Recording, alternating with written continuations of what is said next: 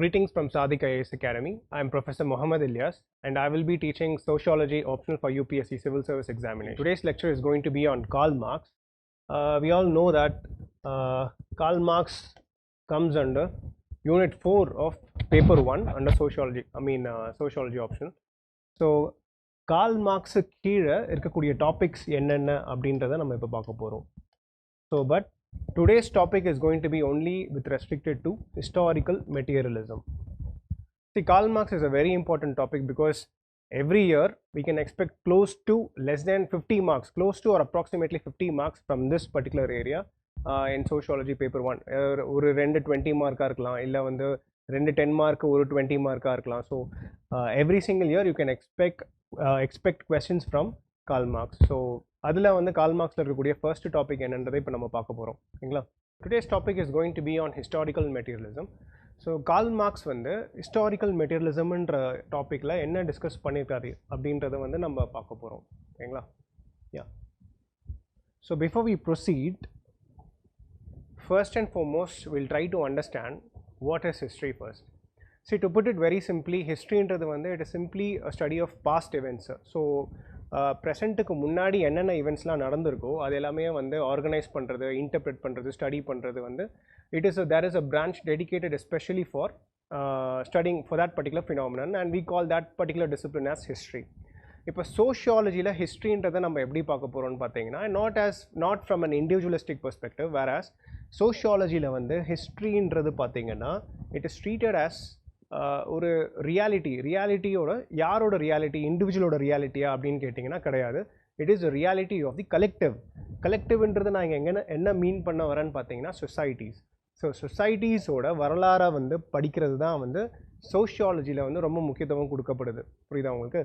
So coming back, இப்போ ஹிஸ்ட்ரின்றது வந்து it is the biography of man, whereas சோஷியாலஜியில் ஹிஸ்ட்ரின்றது வந்து we call it as social history, whereas it deals with specifically with biography of societies அப்படின்றது.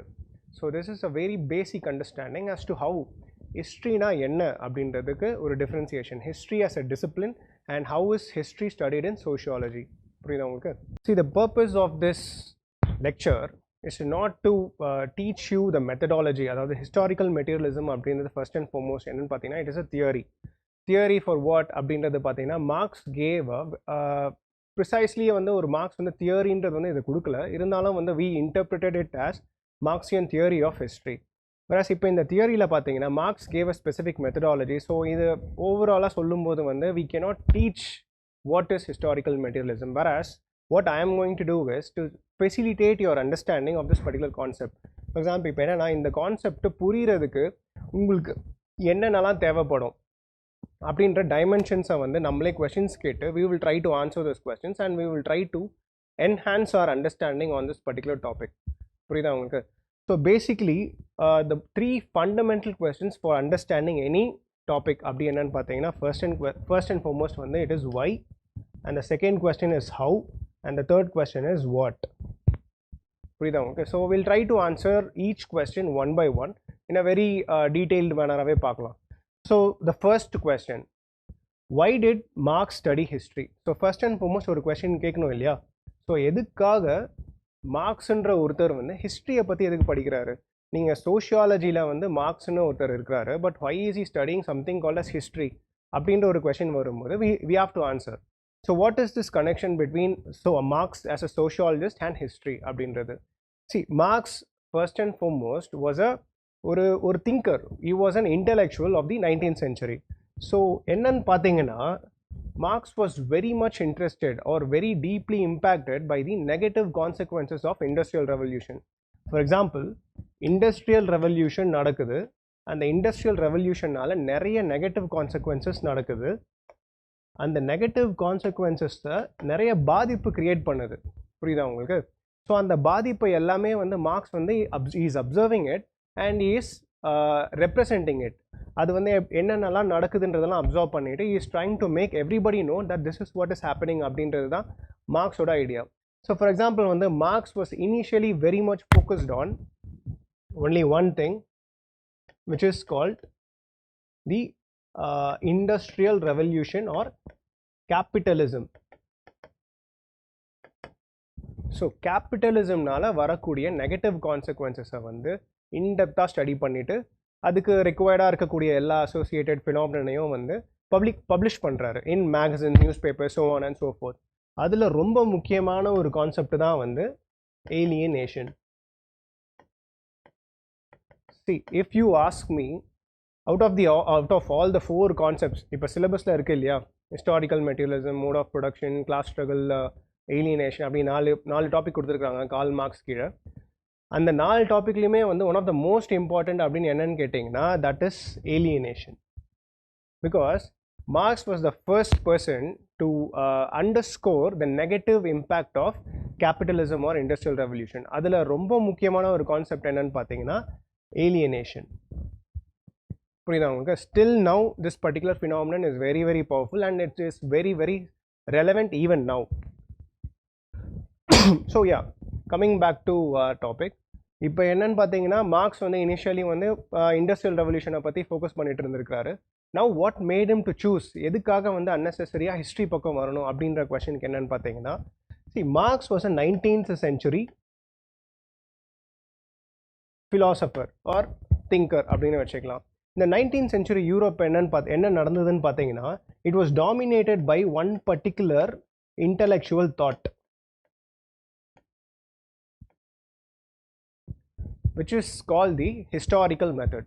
புரியுதா உங்களுக்கு? So what is this historical method அப்படின்னு பார்த்தீங்கன்னா, just trying to understand history. அதாவது வந்து ஒரு ஃபினாமினன் இருக்கும், அதை பற்றி படிக்கணும், அதோட ஒரிஜின்ஸ் கண்டுபிடிக்கணும் அப்படின்னு நினச்சிங்கன்னா, ஃபார் எக்ஸாம்பிள் மேன் எங்கேருந்து ஆரிஜினேட் ஆனார் அப்படின்றதோட ஃபினாமினனை அண்டர்ஸ்டாண்ட் பண்ணிக்கணும்னா they resorted to this particular method call historical method. So basically if you wanted to find out the origins of something, they most frequently use this particular method, the historical method.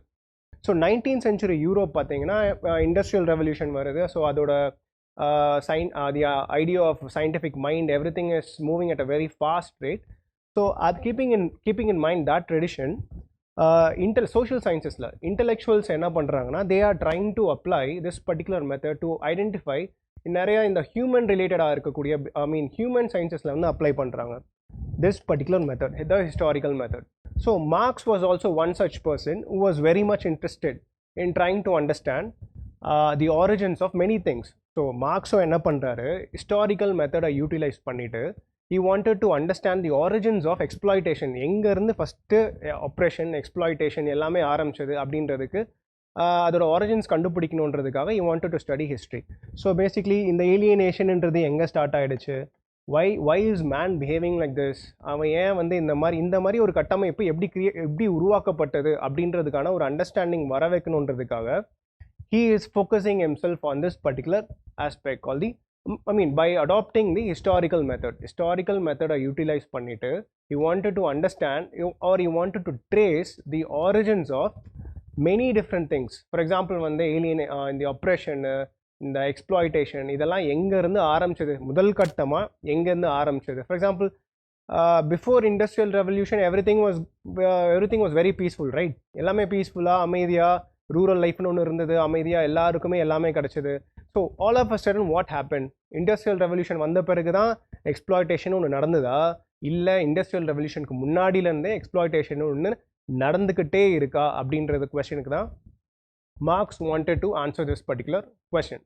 So he adopted the most popular method during that time, which is the historical method. So historical method utilize பண்ணிட்டு he wanted to trace the origin of social phenomenon. புரியுதா உங்களுக்கு? So gradually he moved on to history. So this is the ultimate reason for Marx to study history. இதில் முக்கியமாக இன்னொரு விஷயம் என்னன்னு தெரியும், நீங்கள் என்ன தெரிஞ்சுக்கணும்னு பார்த்தீங்கன்னா, Marx was never a historian. அவர் வந்து ஹிஸ்ட்ரிக்காக இந்த தியரி எழுதலை. Marx, as I just told, Marx gave his theory to understand the origin of social phenomenon. For example வந்து exploitation, oppression, so on and so forth. So அப்போ Marx theory கொடுக்கல, ஒரு clear cut theory கொடுக்கலனா, அப்போ எங்கேருந்து நம்ம Marxian ideas எடுத்துக்கிட்டோன்னா, Marxian ideas வந்து can be understood from 3 most important sources. So அந்த என்ன சோர்ஸ் அப்படின்னு பார்த்தீங்கன்னா, so Marx never gave a concrete theory on history. அவர் வந்து தியரி ஆஃப் ஹிஸ்டாரிக்கல் மெட்டீரியலிசம்னு டைட்டில் போட்டு எந்த ஒரு தியரியுமே எழுதலை அவர். So how are we understanding அப்போ அந்த தியரி ஹிஸ்டாரிக்கல் மெட்டீரியலிசம் நம்ம எப்படி அண்டர்ஸ்டாண்ட் பண்ணிக்கிறோம்னு பார்த்தீங்கன்னா we as sociologists நம்ம என்ன பண்ணுறோம் மார்க்ஸோட இந்த 3 சோர்சஸை வந்து ரெஃபர் பண்ணுறோம் because Marx has extensively written about history in these particular writings. For example வந்து 1859 கிரிட்டிக் டு பொலிட்டிக்கல் எக்கனாமி அப்படின்ற ஒரு இதில் வந்து ப்ரிஃபேஸ்ன்ற ஒரு ஏரியாவில் வந்து ஹிஸ்ட்ரியோட இம்பார்ட்டன்ஸை வந்து ஹைலைட் பண்ணியிருக்காரு. அண்ட் லைக் வைஸ் இந்த ஜெர்மன் ஐடியாலஜின்ற ஒரு மேகசின் ஒரு பப்ளிகேஷனில் வந்து has return extensively on history. And lastly இந்த தீரிஸ் ஆஃப் ஃபியூர்பாக் அப்படின்ற ஒரு கலெக்ஷனில் ஒரு எஸ்ஐ கலெக்ஷனில் வந்து has given he has shared his thoughts extensively on history. புரியுதா உங்களுக்கு? So using driving is content இந்த 3 சோர்ஸஸ்லையும் இருக்கக்கூடிய கண்டென்ட் எல்லாமே டிரைவ் பண்ணிவிட்டு we are framing a theory call historical materialism and we are believing that these are the ideas of Marx on history. So yeah, as I was saying, some of the most important texts of Marx என்னன்னு பார்த்தீங்கன்னா இந்த 1859 preface a critic of political economy, the German ideology and thesis on Feuerbach. So இந்த 3 reference மெட்டீரியலையும் வச்சு we are understanding the ideas of Marx on history. So மார்க்ஸ்ன்றது வந்து ஹிஸ்டரியை பற்றி என்ன சொல்லியிருக்கிறாரு அப்படின்ற ஒரு ஐடியாஸை கேதர் பண்ணுறதுக்கு these 3 sources are very important அப்படின்னு நம்ம கிளாஸிஃபை பண்ணுறோம். Yeah, so next we'll move on to the next most important things, next most important question. புரியுதா உங்களுக்கு? So how did Marx study history? So Marx வந்து history படிக்கணும்னு decide பண்ணிட்டாரு. Why? Because he wanted to trace the origin of a social phenomenon. ஒரு விஷயத்தோட origin trace பண்ணணும். அதுக்கு என்ன பண்ணணும்? He chose the historical method. Now that part is very clear. Next he wanted, how did Marx study history? எப்படி படிச்சாரு history அப்படின்றதுக்கான ஒரு base. அது நம்ம what influenced Marx, எப்படி ஹிஸ்ட்ரியை வந்து எப்படி படிக்கணும் அப்படின்றதுக்கான intellectual influences என்னென்ன அப்படின்றத இப்போ நம்ம பார்க்க போகிறோம். புரியுதா உங்களுக்கு? Yeah, the first thing is called the evolutionary method. See, what is this evolutionary method அப்படின்னு பார்த்தீங்கன்னா, see, evolution is basically nothing but progress from simple to complex. Anything which progresses from simple to complex, we call it as it is evolving அப்படின்னு நம்ம சொல்லலாம் இல்லையா? So this evolutionary method என்னன்னு பார்த்தீங்கன்னா, again 19th centuryல வந்து this becomes a very dominant idea. So இதுக்கு காரணம் என்னன்னு பார்த்தீங்கன்னா, சார்ல்ஸ் டார்வின் அப்படின்னு ஒரு பயாலஜிஸ்ட் இருக்கிறாரு ஆர் ஃபிசிக்கல் சயின்டிஸ்ட். அவர் என்ன பண்றாரு, ஆரிஜின் ஆஃப் ஸ்பீஷிஸ் அப்படின்னு ஒரு புக்கை பப்ளிஷ் பண்றாரு. So this book was a massive success and it revolutionise the way people thought. So for example இந்த புக்கில் வந்து மேனோட ஆரிஜின் வந்து இங்கேருந்து தான் வந்தது அப்படின்னு படிப்படியாக கிளாஸிஃபை பண்ணும்போது it shattered traditional notions of thinking. புரியுதா உங்களுக்கு? This book created a revolution in European intellectual circles. புரியுதா உங்களுக்கு? So naturally in the evolutionary perspective வந்து other scholars or other intellectuals wanted to implement in their own fields. So 19th century was a period that was completely dominated by one historical method and the other evolutionary method. புரியுதா உங்களுக்கு? So இதுக்கு ஒரு example என்ன அப்படின்னு சொல்லலான்னு பார்த்தீங்கன்னா, see 19th century தான் இருக்குது அப்படின்னு கிரியேட் ஆகுறது அப்படின்னு சொல்கிறத விட அதுக்கு முன்னாடிலேருந்தே கூட இருந்தது அப்படின்னு சொல்கிறதுக்கான ஒரு எக்ஸாம்பிள் என்னன்னு பார்த்தீங்கன்னா, work of Adam Smith. See, Adam Smith in his work Wealth of Nations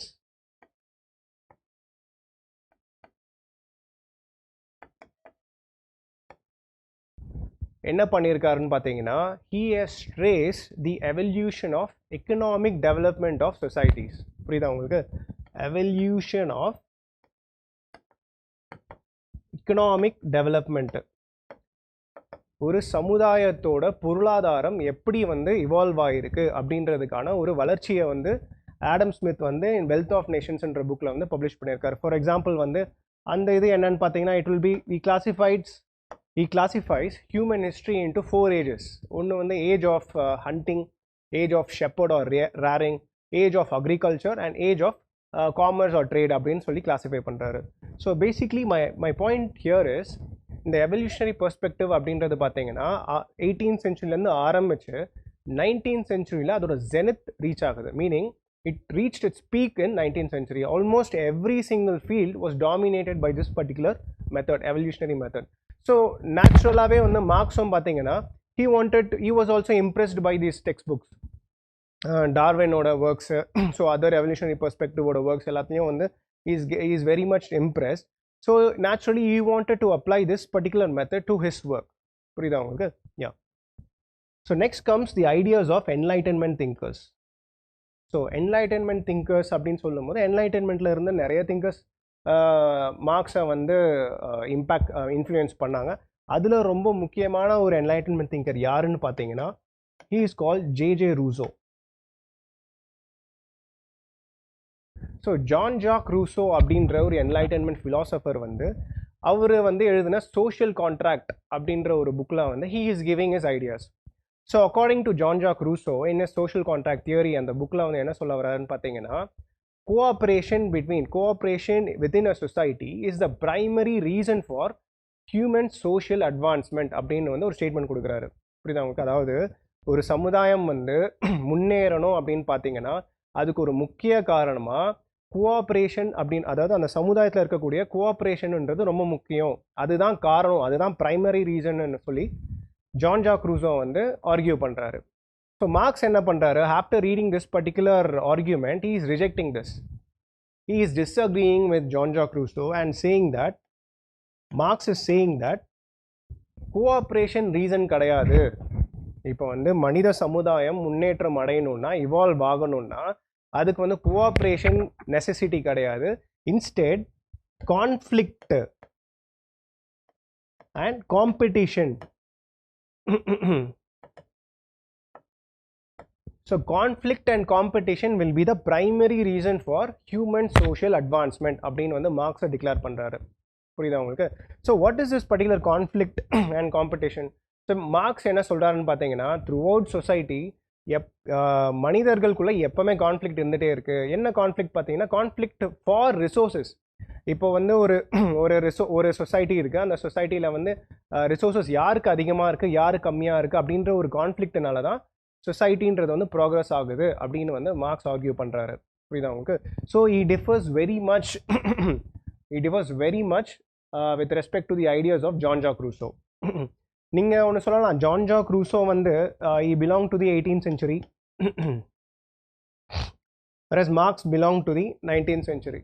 18th century philosophers என்னன்னு பார்த்தீங்கன்னா it was a period of revolution. நீங்கள் ஹிஸ்ட்ரி படித்தா, ஹிஸ்ட்ரி அண்டர்ஸ்டாண்ட் பண்ணால் உங்களுக்கு if you would have learned history, you would have understood 18th century was a period of revolution. நிறைய revolution நடந்துகிட்டே இருந்தது. Because ஏன் அதுக்கு ப்ரைமரி ரீசன் பார்த்தீங்கன்னா it was a period of liberalism.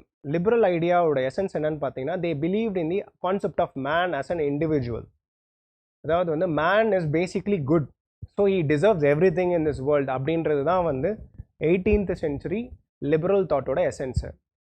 19th சென்ச்சுரியில் என்ன நடக்குதுன்னு பார்த்தீங்கன்னா because of capitalism, industrial revolution, இதோட நிறைய கான்சிக்வன்சஸ், எஃபெக்ட்ஸ் எல்லாமே நடந்து சொசைட்டியை வந்து ரொம்ப ஒரு டிஃப்ரெண்ட் ஸ்டேட்டுக்கு கொண்டு போனதுனால 19th century philosophers எல்லாருமே வந்து ரொம்ப பெசிமிஸ்டிக்காக மாறிட்டாங்க. Because they no longer believe in the idea of man as a good being.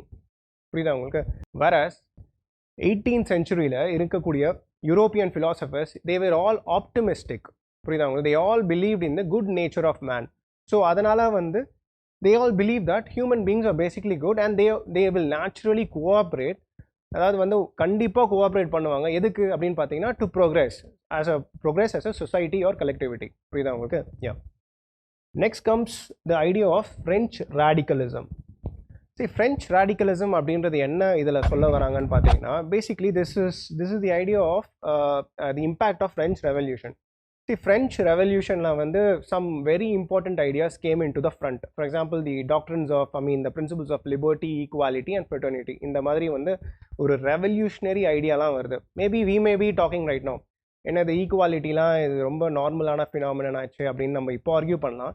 we are speaking about something, these particular principles or doctrines of liberty, equality and fraternity, where everybody is going to be treated equal அப்படின்ற ஒரு idea எல்லாமே வந்து it was a revolutionary thought during 18th century. புரியுதா உங்களுக்கு? so what happened? So 18th century la vandu, as I just told, it was a period of optimism. Man vandu inherently good அப்படினு வந்து argue பண்ண period அது. So 19th century la என்ன நடக்குதுன்னு பாத்தீங்கன்னா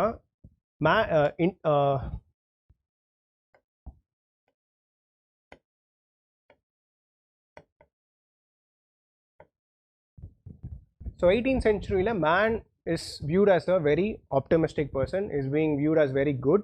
எல்லாமே வந்து ஒரு நல்ல man is inherently good அப்படின்னு பிலீவ் பண்ணிட்டு ஒரு ஆப்டிமிஸ்டிக் வியூ எடுக்கிறாங்க. யாரு? Intellectuals or philosophers. 19th centuryல மேனோட நேச்சர் வந்து ரொம்ப மோசம். he is very very greedy அப்படின்னு சொல்லிட்டு யூரோப்பியன் இன்டெலெக்சுவல்ஸ் எல்லாருமே என்ன பண்ணாங்க, they adopt a pessimistic viewpoint, standpoint. புரியுதா உங்களுக்கு? யா. ஸோ என்ன நடக்குதுன்னு பார்த்தீங்கன்னா, கேபிட்டலிசம் ஸ்டார்ட் ஆன பீரியடில், so capitalism is just no இப்போ தான் வளருது. அது வளர்கிற பீரியடில் வந்து there was something called as, அப்பயும் வந்து இன்இக்வாலிட்டின்னு இருந்தது. ஃபார் எக்ஸாம்பிள் வந்து those who were rich or the capitalists were very very rich and அவங்களோட லைஃப் ஸ்டைலே வந்து ரொம்ப அஃப்ளூயண்ட்டாக இருந்தது. whereas those who were working, their life was very very poor and அவங்களோட life style வந்து அதுக்கு அக்கார்டிங்காக இருந்தது. புரியுதா உங்களுக்கு? ஸோ அந்த பீரியடில் வந்து ஒரு பர்டிகுலர் டாக்ட்ரின் வந்து இருந்தது.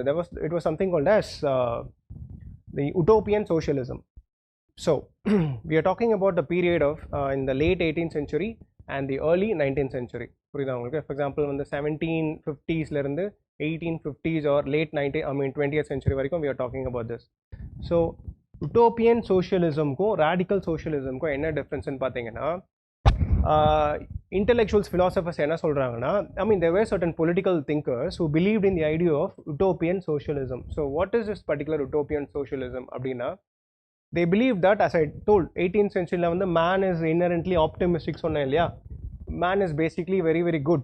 ஸோ அதனால் வந்து அவர் நல்லது தான் செய்வார் அப்படின்ற ஒரு ஐடியா இருந்ததுனால உட்டோப்பியன் சோஷியலிசம் அப்படின்ற இந்த டாக்டரினை பிலீவ் பண்ணுறவங்க என்ன நினச்சாங்கன்னு பார்த்தீங்கன்னா, கேபிட்டலிஸ்ட் வந்து எவ்வளோதான் வந்து ரிச்னஸ், எவ்வளோதான் வெல்த்தை வந்து அவங்க அபகரிச்சிட்டாலும், தே ஏர்ன் பண்ணாலும், they will one point of டைமில் வந்து they will share it with everybody.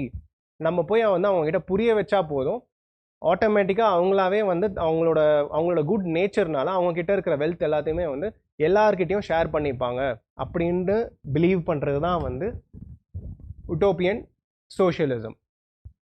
புரியுதா உங்களுக்கு? ஸோ பேசிக்கலி இதோட ஐடியா என்னென்னா, man is inherently good.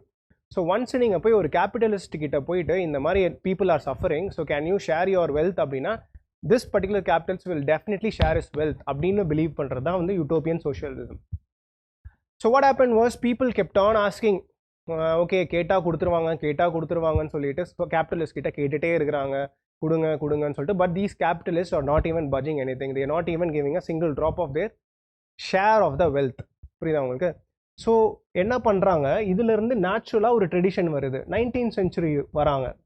So 18th centuryல, as I just told you, man was viewed as an optimistic person. Man was viewed very optimistically. And 19th centuryல gradually வந்து man வந்து became to be viewed in a very pessimistic manner. So அது என்னன்னா, man கிட்ட நீங்கள் கேட்டாலாம் நடக்காது, you cannot ask him, you cannot request him. Because man is inherently very very greedy, அவன் வந்து கொடுக்க மாட்டான் அப்படின்னு ஆர்கியூ பண்ணுறது தான் வந்து ரேடிக்கல் சோஷியலிசம். இதில் என்ன சொல்ல வராங்கன்னு பார்த்தீங்கன்னா, you have to use violent means to get your due share அப்படின்றது. ஃபார் எக்ஸாம்பிள், கேபிட்டலிஸ்ட் கிட்ட ஒரு சொத்து இருக்குது, நம்ம லேபர் கிளாஸ் அப்படின்னீங்கன்னா, if you want to have a share of his wealth, நீங்கள் ப்ராப்பராக ரிக்வெஸ்ட்லாம் பண்ணிட்டு இருந்தாலாம் ஒன்றும் கிடைக்காது உங்களுக்கு. The only way to make sure that you will receive a share in his wealth, it is to rise up against the capitalist group using violent means. புரியுதா உங்களுக்கு? So ரேடிக்கலாக வந்து violence, extremist views இருக்கக்கூடிய டாக்டரின் தான் வந்து radical socialism. புரியுதா உங்களுக்கு? It is because they no longer believe, ஏன்னா utopian socialismன்றது வந்து ஃபெயில் ஆகிடுச்சு. நிறைய வாட்டி கேட்டு பார்த்தாங்க, நிறைய பொலிட்டிக்கல் பார்ட்டிஸ் வந்து கேபிட்டலிஸ்ட் கிட்ட வந்து they are requesting to share their wealth, but these capitalists are not budging. So eventually வந்து அதை give up பண்ணிட்டு they are adopting a new doctrine which is radical socialism. புரியுதா உங்களுக்கு? So this particular thing is called as French radicalism. புரியுதா? So Marx was very deeply interested, very deeply affected by this particular ideology. So வந்து இப்போ வந்து நார்மலாக கேட்டால் நடக்க மாட்டேங்குது ஹிஸ்ட்ரியில். So it is been proved. So the only way to get your due share is to adopt radical measures or violent or extremist measures அப்படின்ற ஐடியாலஜியை மார்க்ஸ் வந்து பிலீவ் பண்ண ஆரம்பிக்கிறாரு. So this is French radicalism. So it is a battle between utopian socialism and radical socialism. The last and most important method which Marx used to study history was the idea of dialectical method. So இதுதான் நம்ம வந்து ரொம்ப டெப்தா என்னன்னு பார்க்க போறோம். So we'll move on to the next slide.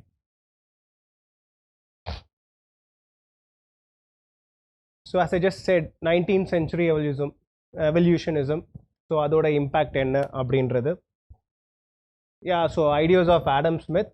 I just told you in the 4 stages of economic development அப்படின்றது ஒன்று இருக்கு.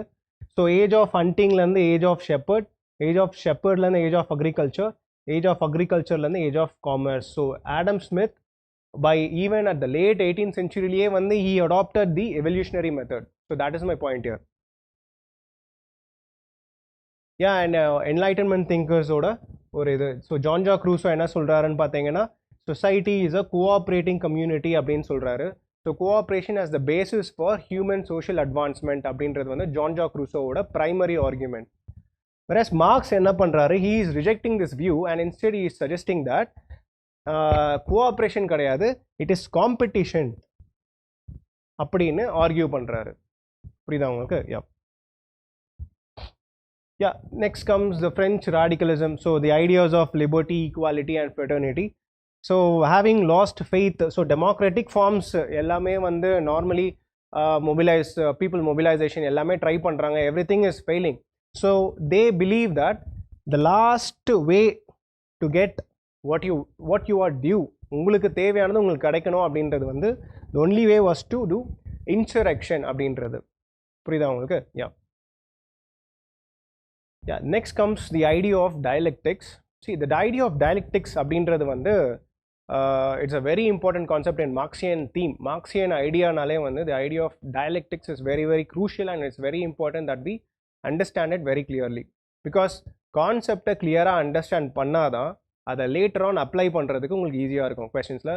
So I have given the questions UPSC la ketta questions ennennandradhu vandu last slide la vechiruken. So once after this presentation is complete, we will be going through the questions and the questions eppadi iruko adha eppadi answer pannalam அப்படின்றத வந்து discuss பண்ணுவோம். So அதுக்கு முன்னாடி வந்து will finish it. So first and foremost வந்து the idea of dialectical. This dialectical method அப்படின்றது வந்து it was used by ஒரு 19th century German philosopher called Hegel. See, Hegel was such a gigantic person, and the European வந்து academic, அதாவது European வந்து அந்த ஒரு intellectual சர்க்கிள்ஸில் வந்து Hegel was the most dominant figure-ஆக இருந்தார் அவர். ஸோ எந்த அளவுக்குன்னு பார்த்தீங்கன்னா, maybe it call be contemporary, ancient சொசைட்டியில் புத்தான்றவர் வந்து எவ்வளோ பெரிய இம்பேக்ட் கிரியேட் பண்ணாரோ, லைக் வைஸ் இன் மாடர்ன் சொசைட்டியில் வந்து ஹெகல் அப்படின்றவர் வந்து he created such a gigantic impact on the intellectual circle of European society. We can make an analogy அப்படின்னு சொல்ல வரேன். So who is this particular Hegel? See, Hegel, as I just told you, he is a 19th century German philosopher. அவரும் வந்து என்ன பண்ணுறாரு, he is also trying to understand the nature of something. ஒரு சொசைட்டியோட நேச்சரை understand பண்ணணும்னு try பண்ணுறாரு. So அதை எப்படி இந்த ஆரம்பிச்சதுன்னு பார்க்குறாரு. ஸோ நேச்சுரலி ஒரு if you want to understand or study the origins of something, you will naturally study the historical perspective. Historical method utilize பண்ணி ஸ்டடி பண்ணுவீங்க இல்லையா? ஸோ லைக்வைஸ் ஹெகலும் என்ன பண்ணுறாருன்னு பார்த்தீங்கன்னா, he uses the historical method to study society. புரியுதா உங்களுக்கு? So historical method choose பண்ணி ஹிஸ்ட்ரியை வந்து படிக்கணும்னு நினைக்கிறாரு. ஸோ அதுக்கு வந்து ஒரு டூலை கிரியேட் பண்ணுறாரு. ஸோ அந்த டூல் பேர் தான் என்னன்னு பார்த்தீங்கன்னா டயலெக்டிக்ஸ். ஸோ பேசிக்லி இப்போ வந்து ஒரு சின்ன ஒரு அனாலஜி சொல்கிறேன். இப்போ person A wants to go to a person wants to go from place A to place B. புரியுதா உங்களுக்கு? இப்போ இந்த பர்சன் வந்து பிளேஸ் ஏலேருந்து பிளேஸ் பிக்கு போகிறதுக்கு வந்து he can either walk or he can use any modes of transportation. For example, two-wheeler, four-wheeler, any railway, railways and airways, anything you can use. Yeah. So likewise, the dialectics அப்படின்றது வந்து it is a tool which a person uses to conduct a study. So historical methodன்றது வந்து அதோட approach.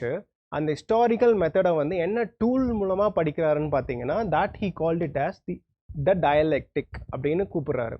So we will later on discuss what is this dialectic. ரொம்ப டெப்தாவே பார்ப்போம் நம்ம. So basically this is the idea.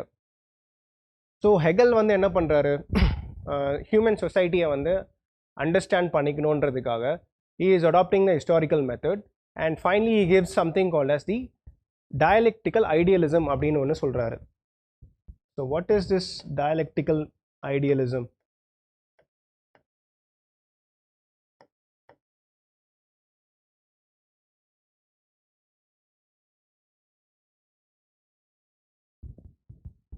Dialectical idealism is nothing but dialectical interpretation, அதாவது historical interpretation of ideas using dialectics அப்படின்றது தான். For example, I'll just tell you what it is right now. Hegel is using the idea of the tool of dialectics to study history. That particular thing is called as dialectical idealism.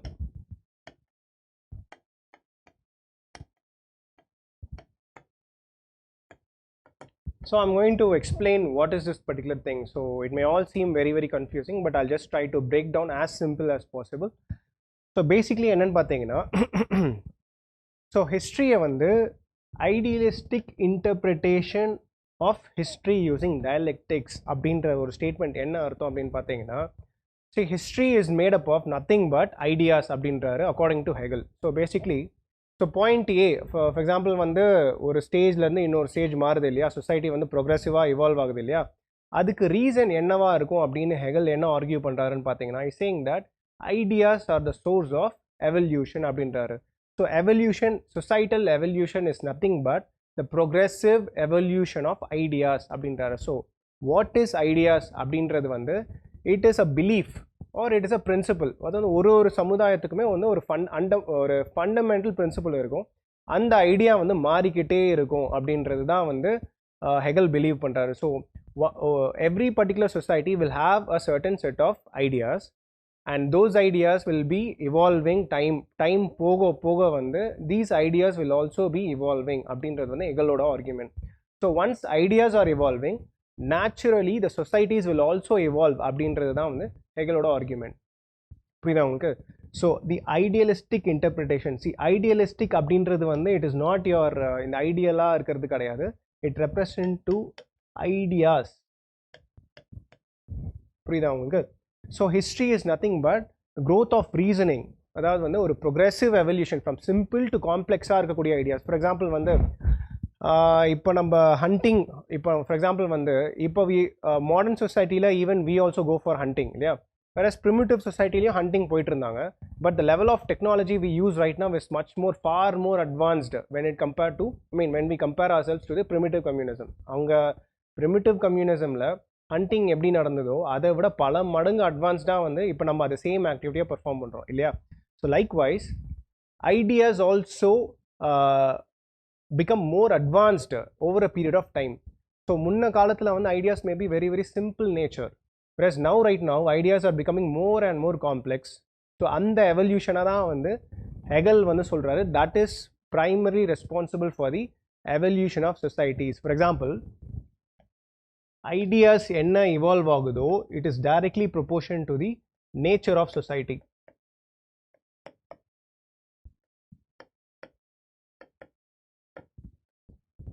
According to Hegel. புரியுதா? So basically what my point is, Hegel என்றவர் வந்து he was a very dominant intellectual of the period, 19th century periodல ஒரு dominant figure. Point number 1. Point number 2, he was also interested in tracing the origin of societies in general. புரியுதா உங்களுக்கு? And therefore he adopted the historical method by using the tool of dialectic to study history, human society. So அந்த தியரிக்கு பேர் தான் வந்து he called it as dialectical idealismனு பேர் வைக்கிறாரு. So and so இது வரைக்கும் I believe it is very clear. So next we'll try to understand the concept of dialectic. The dialecticனா என்ன அப்படின்றத வந்து we'll try to understand. So the names suggest the idea of dialectic. So இது first வந்து origins எங்க இருந்து இது வந்தது அப்படினு பாத்தீங்கன்னா, many people argue this particular method came from Greece. கிரீஸ்ல இருந்து வந்திருக்கு. ஆனா வந்து என்னதான் ஒரு விஷயம் வந்து கண்டுபிடிச்சாலும் it will become only popular because it will be ஒரு விஷயம் வந்து it will become popular when it is used by a very popular person. கரெக்ட்டா உங்களுக்கு? So கிரீஸ்ல வந்து ஆல்ரெடி வந்து the dialectic methodன்றது இருக்கு. Whereas this particular method becomes more popular because of one person called Plato. The Platoன்றவர் யாருன்னு பார்த்தீங்கன்னா, he is a student of Socrates. இவர் என்ன பண்றாரு, he is writing a book called the Republic. The Republicன்ற புக்ல வந்து என்ன நடக்கும் அப்படின்னு பார்த்து என்ன எழுதியிருக்காருன்னு பார்த்தீங்கன்னா ஒண்ணுமே கிடையாது. It is a conversation between Socrates and his students. So Socrates இங்க இருப்பாரு, students முன்னாடி இருப்பாங்க. Students will ask questions, Socrates will answer, and again based on that particular answer again question will be asked, so on and so forth. இந்த இன்டராக்ஷனை தான் வந்து Plato வந்து is calling it as the dialectic. புரியுதா உங்களுக்கு? So basically di அப்படின்றது வந்து it refers to two. புரியுதா உங்களுக்கு? இந்த lectic அப்படின்றது it is derived from the Greek word logos, meaning conversation. புரியுதா உங்களுக்கு? So it is nothing but a conversation between or a dialogue between two persons. புரியுதா உங்களுக்கு? So that is the dialectic. இந்த dialectic என்றோட கான்செப்டோட meaning. Okay, now we'll try to understand the actual method. So I just told you, இப்போ எப்படி இருக்கும்னு பார்த்தீங்கன்னா, the dialecticன்றது எப்படி இருக்கும்னு பார்த்தீங்கன்னா, initially there will be one fundamental idea. ஒரு இடத்துல வந்து ஒரு ஃபண்டமெண்டலாக ஒரு விஷயம் இருக்கும். So that will be called as the thesis.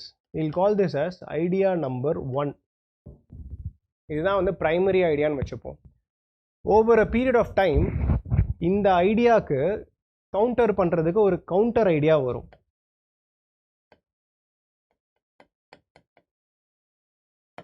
So that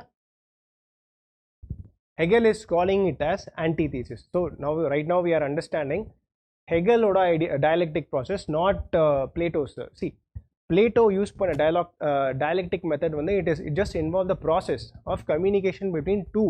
ரெண்டு பேருக்கும் நடக்கக்கூடிய கம்யூனிகேஷனை தான் வந்து பிளேட்டோ வந்து டயலெக்டிக்காக கூப்பிட்டாரு. whereas ஹெகலோட டயலெக்டிக் என்னன்னு பார்த்தீங்கன்னா, is adopting the same principle but is giving it a different meaning. புரியுதா உங்களுக்கு?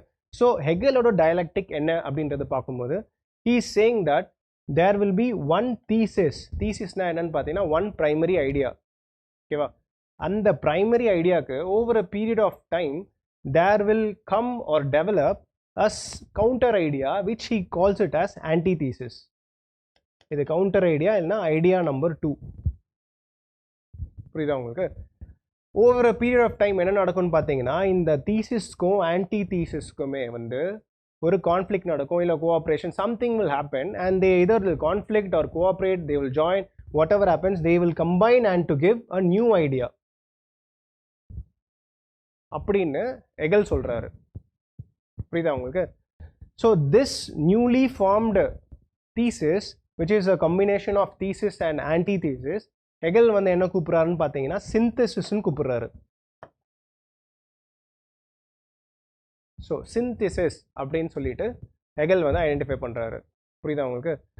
But Hegel is not stopping there. Hegel is going forward. என்ன சொல்கிறாருன்னா, this particular synthesis will come back, அதாவது இன்னும் வந்து அடுத்த ஜெனரேஷனுக்கு வந்து அது that will become idea number 1 and அதுக்கு வந்து கவுண்டராக வந்து உங்களுக்கு ஒரு ஆன்டி தீசிஸ் உருவாகும் அப்படின்னு ஹெகல் ஆர்கியூ பண்ணுறாரு. So for this particular idea number 1 a counter idea will develop, idea 2 அப்படின்றது வந்து உருவாகும். So this keeps on going. இந்த தீசிஸ்க்கும் இப்போ இந்த ஆன்டி தீசிஸ்க்கும் ஒரு கான்ஃப்ளிக்டோ ஒரு கோஆப்ரேஷனோ நடக்கும் and that will lead to the creation of a new synthesis. புரியுதா உங்களுக்கு? So this process keeps on going அப்படின்றது வந்து ஹெகலோட idea. So the Hegelian dialectic அப்படின்றது வந்து it is the thesis antithesis ப்ராசஸை தான், இந்த interaction between the thesis and antithesis தான் வந்து Hegel is terming it as the dialectic அப்படின்றாரு. மார்க்ஸ்ன்றவர் வந்து he was very deeply impacted by the ideas of Hegel because other several reasons irukku, because he was an alumni, அவங்க ஒரே இடத்துல படிச்சாங்க, he was influenced by a group called the young Hegelian, so on and so forth. That is a different thing. அது நம்ம டெப்தா அப்புறமா when we discuss further we can have a discussion on that. But strictly speaking, Marx was deeply impacted by the ideas of Hegel. Point number 1. So Hegelian ideas என்னதான் impact create பண்ணியிருந்தாலும் Marx is not agreeing with everything what Hegel said. So he is rejecting some things which Hegel said. அது என்னன்றதை பார்ப்போம். For example, he is saying Marx he is rejecting the idealistic interpretation. அதாவது history அப்படின்றது அதாவது social change, அதாவது human societal advancement அப்படின்னு நடக்கிறது according to Hegel என்ன சொல்வார்னா, ideas evolve ஆயிடுச்சுன்னா சமுதாயமும் மாறும் அப்படின்றது ஹெகலோட component. I'll just make it very very simple.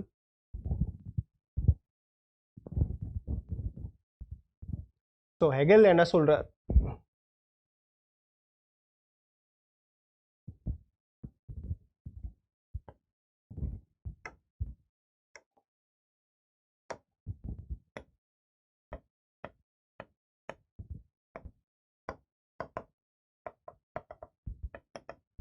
see Hegel என்ன சொல்றாருன்னு பாத்தீங்கன்னா, is saying that ideas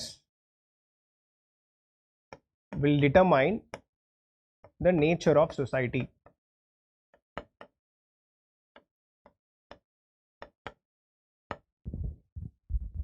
புரியுதா உங்களுக்கு? ஐடியாஸ், ஒரு ஐடியாவோட நேச்சரை பொறுத்து தான் அந்த சமுதாயமும் இருக்கும். So if ideas change, society will also change according to Hegel.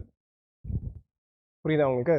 whereas Marx என்ன பண்ணுறாரு, is disagreeing with the idea of இந்த ஐடியாஸ்ன்றதுக்கு எதுக்கு இவ்வளோ பவர் கொடுக்குறீங்க, ஐடியாஸ் மூலமாக எப்படி ஒரு சமுதாயமே மாறுது அப்படின்னு is rejecting Hegelian, I mean this particular concept of Hegel.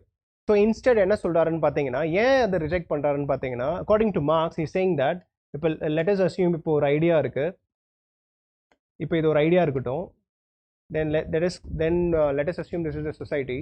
இப்போ ஒரு கலெக்டிவ் சொசைட்டியாக இருக்கட்டும். அது மார்க்ஸ் என்ன சொல்கிறாருன்னா, ideas are not the creators, rather they are created by the society அப்படின்றாரு. புரியுதா உங்களுக்கு? ஐடியாஸ்னால கிரியேட் பண்ணுற கெப்பாசிட்டி கிடையாது. Ideas are nothing but mere reflections of society, social ரியாலிட்டியோட நியர் ரிஃப்ளெக்ஷன்ஸ் தான் அது. ஸோ சோஷியல் ரியாலிட்டியை கிரியேட் பண்ணுறது தான், social reality is creating ideas and not the other way around அப்படின்னு மார்க்ஸ் ஆர்கியூ பண்ணுறாரு. புரியுதா உங்களுக்கு? I'll repeat once again. See, to Hegel, social change is possible when ideas change. So that is point number 1. Whereas Marx is saying ideas have no independent existence because they are created by the society. Therefore, they cannot initiate social change. அப்படின்னு Marx argue பண்றாரு. So it is the social reality which creates the ideas, or ideas are nothing but mere expressions or reflections of social reality according to Marx. So this point is very very clear. So as I said, அவரோட famous ஒரு quote என்னன்னு பார்த்தீங்கன்னா, life is not determined by consciousness but consciousness by life அப்படின்றது. This is a very important quote of Marx. புரியுதா உங்களுக்கு? Yeah. So finally Marx என்ன பண்ணுறாருன்னு பார்த்தீங்கன்னா, he is very impressed by the idea of Hegel's dialectics. அது ரொம்ப பிடிச்சிருக்கு. ஆனால் அதுக்குள்ளே இருக்கிற சில விஷயங்கள் அவருக்கு பிடிக்கல. ஸோ மார்க்ஸ் என்ன பண்ணுறாருன்னு பார்த்தீங்கன்னா, he took the idea of dialectic and reconfigured it according to his own purpose. அவருக்கு ஏற்ற மாதிரி இந்த டூலை மாற்றிக்கிட்டார். as I just told you, ஒரு டூலுன்றது உங்களோட ரிசர்ச் பண்ணுறதுக்கோ இல்லை உங்களோட ஸ்டடி பண்ணுறதுக்கோ ஏற்ற ஒரு இன்ஸ்ட்ருமெண்ட் தான் அது. சரியா? ஸோ ஹெகலுக்கு ஏற்ற மாதிரி ஒரு டூலை கிரியேட் பண்ணியிருக்கிறாரு. whereas மார்க்ஸ் என்ன பண்ணுறாரு, he took the same tool and reconfigured it according to his own needs.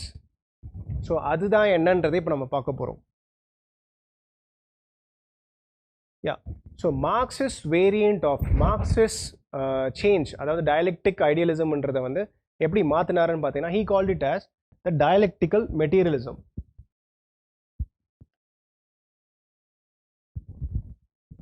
புரியுதா உங்களுக்கு? ஸோ இது என்னது, இது what is this dialectical materialism and இது என்ன அப்படின்னு பார்த்துடலாம். See, as I just told, Hegel, Marx.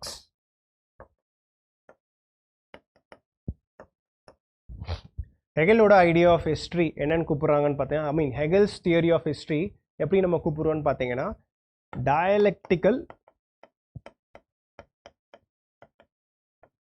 idealism. So what is this dialectical idealism அப்படின்னு பார்த்தீங்கன்னா, ஐடியா நம்பர் 1, ஐடியா நம்பர் 2 இந்த ரெண்டுத்துக்கும் இருக்கக்கூடிய இன்ட்ராக்ஷனால ஒரு ஐடியா வரும். இப்படி தான் வந்து சமுதாயம் மாறிக்கிட்டே இருக்கும். இந்த process of dialectics among within the realm of ideas. புரியுதா உங்களுக்கு? So that particular thing is called as dialectical idealism. So ideas will change nature of society. So this is directly proportional போட்டிருக்கேன்.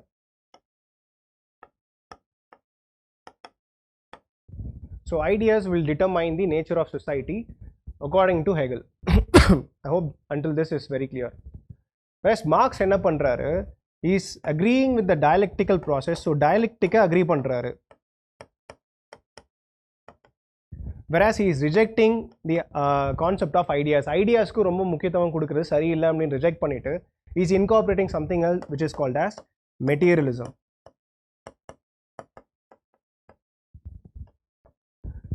So what is this particular dialectical materialism na enna அப்படின்றதை இப்போ நம்ம பார்க்க போகிறோம். So for example இப்போ என்னன்னு பார்த்தீங்கன்னா, materialism அப்படின்றது என்னன்னு பார்த்தீங்கன்னா, it is called the matter or material life. It is nothing but the social reality. இந்த social realityல, because see ஒரு social realityன்றது it is made up of different components. The political component, the cultural component, the religious component and the economic component. நிறைய component எல்லாமே சேர்ந்தது தான் வந்து ஒரு social reality இல்லையா? இதில் வந்து social realityன்றது வந்து மார்க்ஸ் என்ன ஸ்பெசிஃபிக்காக ரெஃபர் பண்ணுறாருன்னு பார்த்தீங்கன்னா, he is referring to the economic system. So according to Marx, society அப்படின்றது வந்து ப்ரோக்ரஸ் ஆகணும், சோஷியல் சேஞ்ச் அப்படின்றது நடக்கணும்னு பார்த்தீங்கன்னா, அந்த சொசைட்டியில் இருக்கக்கூடிய எக்கனாமிக் சிஸ்டம் மாறுனா அந்த சமுதாயம் மாற்றம் அடையும் அப்படின்னு ஆர்கியூ பண்ணுறாரு. For example, if this is ஒரு எக்கனாமிக் சிஸ்டம், ஒரு எக்கனாமிக் ஐடியா இருக்குன்னா அதுக்கு கவுண்டராக ஒரு எக்கனாமிக் ஐடியா வளரும். And that will lead to a creation of a new economic system அப்படின்னு மார்க்ஸ் ஆர்கியூ பண்ணுறாரு. புரியுதா உங்களுக்கு? We will be discussing everything in the later stage. As of now, the point here is, இங்கே ஐடியாஸ்ன்ற இருக்கிற இடத்துல வந்து matter or material life or economic system அப்படின்றது ரொம்ப முக்கியம். So the dialectic process between economic systems அப்படின்றது தான் இதில் முக்கியமான பாயிண்ட். இதில் so according to Marx, it is the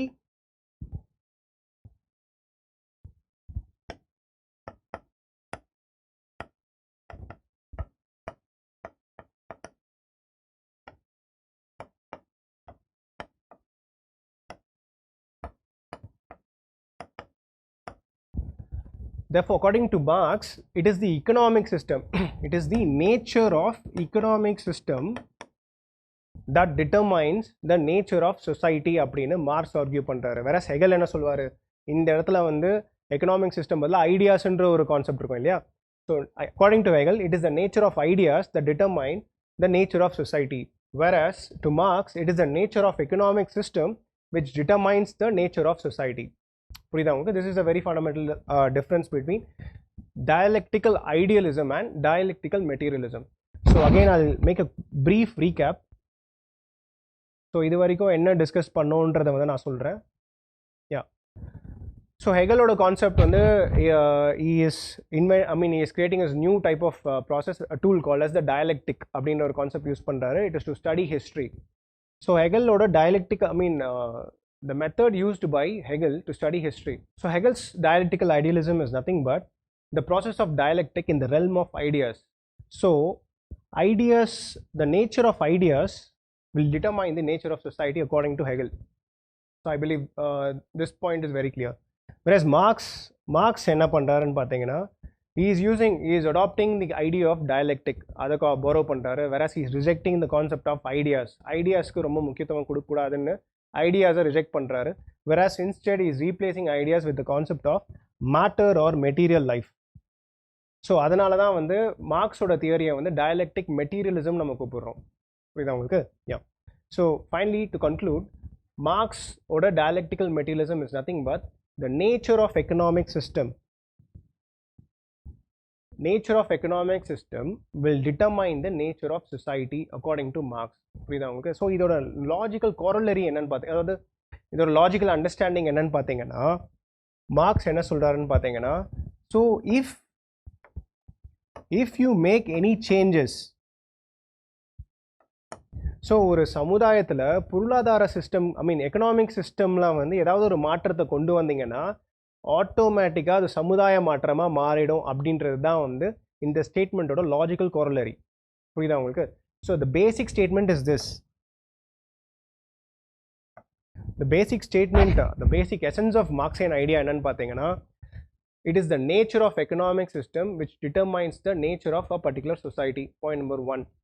so அந்த எக்கனாமிக் சிஸ்டத்தில் சில மாற்றங்களை நீங்கள் கொண்டு வந்தீங்கன்னா, so automatically changes are also brought in the social system also அப்படின்னு மார்க்ஸ் ஆர்கியூ பண்ணுறாரு.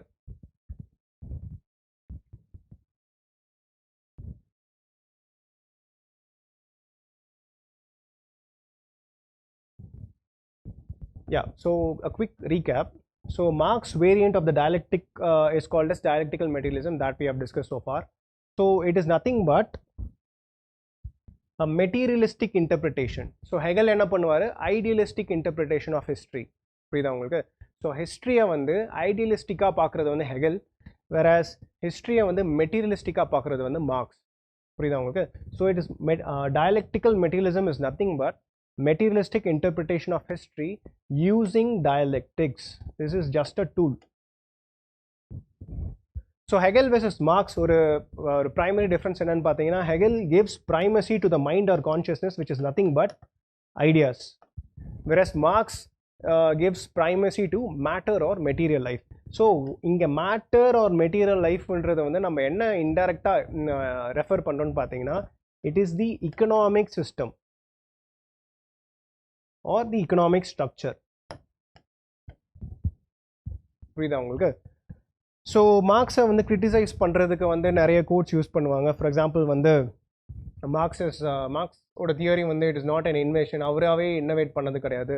He has done nothing but turn Hegel upside down. So ஹெகலை வந்து தலைகீழாக போட்டிருக்கிறாரு அப்படின்னு வந்து நிறைய பேர் கிரிட்டிசைஸ் பண்ணியிருக்காங்க. And standing Hegel on his head. So these are some of the most popular quotes with respect to the methodology. The dialectic use பண்ணதுனால மார்க்ஸுக்கு கொடுக்கப்பட்ட சில criticisms அது.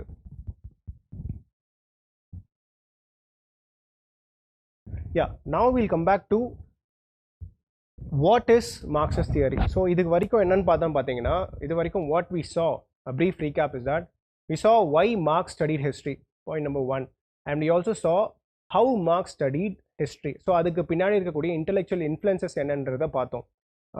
எவல்யூஷனிஸ்ட் perspective, the idea of enlightenment thinkers, so on and so forth எல்லாத்தையும் discuss பண்ணோம். Now using all these particular knowledge influences எல்லாத்தையும் utilize பண்ணி Marx என்ன பண்ணுறாருன்னா, he is giving his thoughts on his history. I mean ஹிஸ்ட்ரிக்கு அவரோட தாட்ஸை share பண்ணிக்கிறாரு. வாட் இஸ் இட் கால்ட் அப்படின்னு பார்த்தீங்கன்னா, it is called as historical materialism or dialectical materialism. So இங்கே தான் இப்போ வந்து யூபிஎஸ்சிக்குள்ளே என்டர் ஆகிருக்கும்.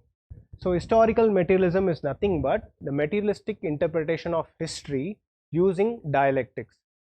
So it's very very simple. It's basically an analytic methodological approach to study history. History என்னது? வாட் ஹிஸ்ட்ரின்றது வந்து we are not referring to history of an individual கிடையாது. It refers to history of a collectivity R society. So Marx வந்து he is studying history not so he can identify the history of man. ஒரு மேனோட தனிப்பட்ட ஒரு ஹிஸ்ட்ரியை வந்து அதோட ஒரிஜின்ஸை trace பண்ணுன்றது வந்து மார்க்ஸோட objective கிடையாது. he wanted to trace the origins of society or collective as a whole. So அதோட ஒரிஜின்ஸ் ட்ரேஸ் பண்ணுன்றதுக்காக தான் he extensively wrote about history. I mean he shared his views on history. Yeah, so dialectic அப்படின்றது வந்து it is a methodology borrowed from Hegel, we know that. So materialism அப்படின்றது வந்து it is emphasizing on the material aspects of reality. As I just told you, social reality is made up of different components. புரியுதா உங்களுக்கு? அதில் வந்து Marx வந்து is focusing on the material aspects R the economic criteria of reality. Okay. So Hegel is primacy of the mind, Marx is primacy of matter. So Marx என்ன சொல்றாருன்னா, mind, the idea is the advanced product of matter அப்படின்னு சொல்றாரு. This is an argument, this is argument out of the scope for our present discussion, so we'll leave it at that.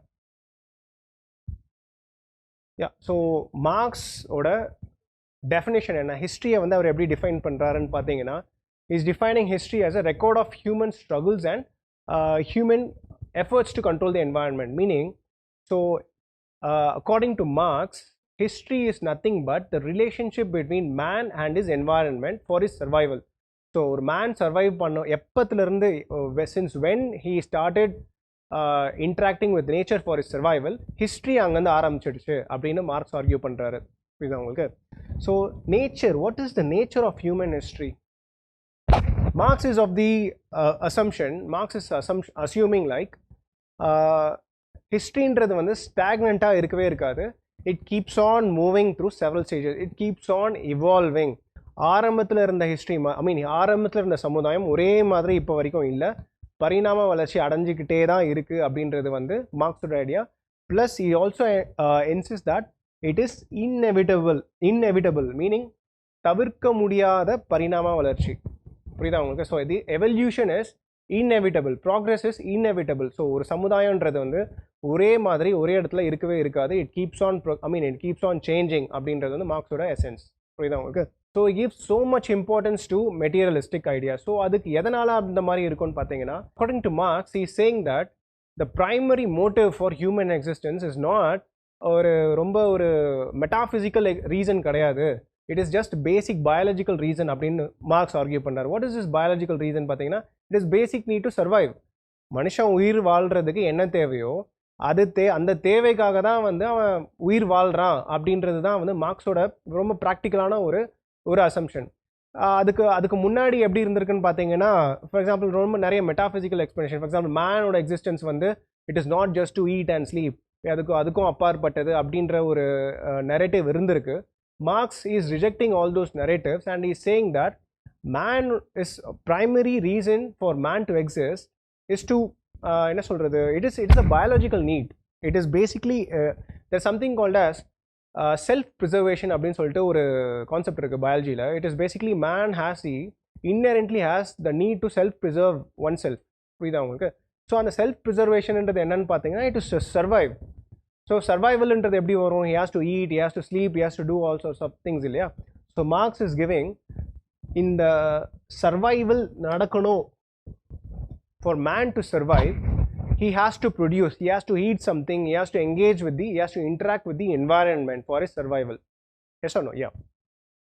So இங்கே சர்வைவல்ன்ற ஒரு component வந்ததுனால automatically he interacts with the environment and he produces something.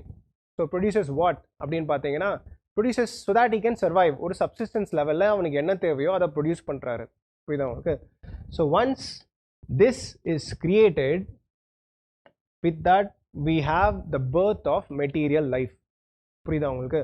see இதில் வந்து இப்போ இதில் என்ன சொல்ல வரான்னு பார்த்தீங்கன்னா, மார்க்ஸ் என்ன சொல்கிறாருன்னு பார்த்தீங்கன்னா, the first historical act was when man started producing அப்படின்றாரு. So when the first ever historical act அப்படின்னா என்னென்னா, மேன் எப்போ வந்து தான் சர்வைவல்க்கு வந்து என்ன தேவையோ அதை செய்யணும்னு நினைக்க ஆரம்பிச்சது தான் வந்து ஃபர்ஸ்ட் ஹிஸ்டாரிக்கல் ஆக்ட் அப்படின்னு சொல்கிறாரு. இதுக்கு ஒரு அனாலஜி எப்படி கொடுக்கலான்னு பார்த்தீங்கன்னா, ஹிஸ்ட்ரின்றது வந்து according to Marx it started with the production of material life அப்படின்றாரு. ஸோ இதுக்கு என்ன நம்ம ஒரு ரேஷ்னல் ஜஸ்டிஃபிகேஷன் கொடுக்கலான்னு பார்த்தீங்கன்னா, even right now presently in history we classify the period of history into several categories இல்லையா? So Paleolithic, Mesolithic, Neolithic, so on and so forth. அப்புறம் Copper Age, Bronze Age, Iron Age. See, all this denotes what? இது Stone Ageன்னு சொல்லுவோம், இது வந்து Metal Ageன்னு சொல்லுவோம். See, basically these all represent ஒரு ஏஜில் வந்து இருக்கக்கூடிய material, the way they produce the material life. For example, in the Paleolithic, Mesolithic, Neolithicல மெட்டீரியல் லைஃப் ஆர் அவங்களோட சப்சிஸ்டன்ஸுக்கு தேவையான விஷயங்களை எப்படி ப்ரொடியூஸ் பண்ணாங்கன்னு பார்த்தீங்கன்னா, யூஸிங் ஸ்டோன்ஸ். புரியுதா உங்களுக்கு? ஸோ அதனால் வந்து அந்த ஒட்டுமொத்த பீரியடே வந்து நம்ம ஸ்டோன் ஏஜ்னு கூப்பிடுறோம். So basically the whole history, the entire period of history is classified because of one particular thing which is the production of material life அப்படின்னு மார்க்ஸ் ஆர்கியூ பண்ணுறாரு. புரியுதா உங்களுக்கு? சரி, அகைன் நீங்கள் பாருங்கள், காப்பர், பிரான்ஸ், இந்த அயன் இதெல்லாம் எதை டினோட் பண்ணுது? பிகாஸ் இது எல்லாமே வந்து these helped us, these metals or stones helped us for the production of material life. நம்மளோட சப்சிஸ்டன்ஸ்க்கு, நம்மளோட சர்வைவலுக்கு தேவையானதை கிரியேட் பண்ணுறதுக்கோ இல்லை உருவாக்குறதுக்கோ தேவைப்படப்பட்ட இம்ப்ளிமெண்ட்ஸ் தான் இது இல்லையா?